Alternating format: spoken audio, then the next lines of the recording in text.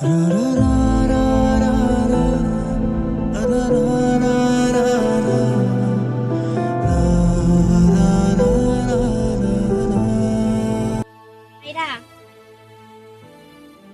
তোমার মন খারাপ কেন? না তো। চলো ওদিকে সেলফি তুলবো। তুমি যাও, আমি যাব না।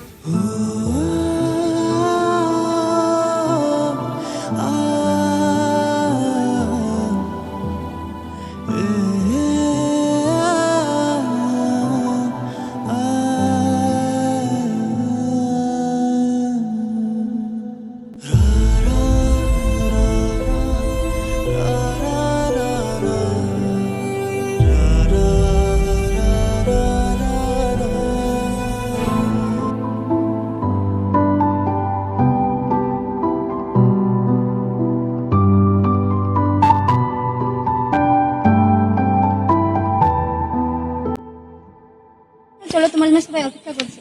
ঈশান কোথায়? ঈশানকে দিয়ে কি করবা তুমি? ও আর আসবে না। ঈশান না আসলে আমি বার্থডে করবো না। চলো বাবা, তোমার জন্য সবাই অপেক্ষা করছে।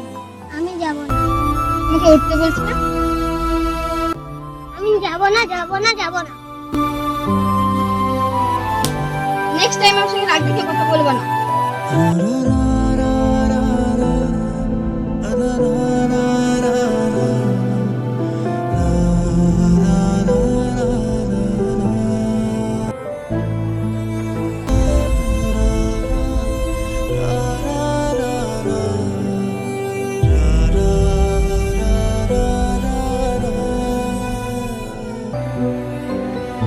আয়রা,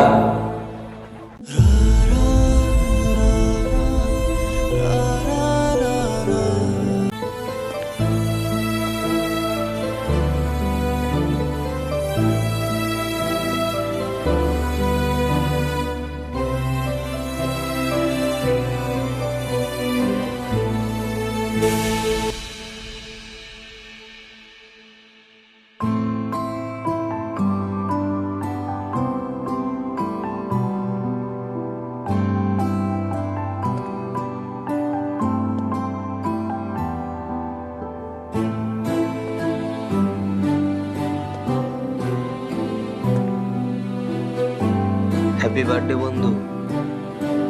থ্যাংক ইউ বন্ধু। কি বন্ধু, তুমি কাঁদছো কেন? কই না তো। আপনি আবার এসেছেন? এই চলো তো। আজকে আমি ব্যথা লাগছে তো। ওর দোষটা কি অনু? আমার উপর জেদ করে ওকে কেন কষ্ট দিচ্ছ? আমার মেয়ে, আমি যা খুশি তাই বলবো, আপনি বলার কি? আমার কেন এবার আসছেন কেন? কেউ না আমি, আর কখনো আসবো না।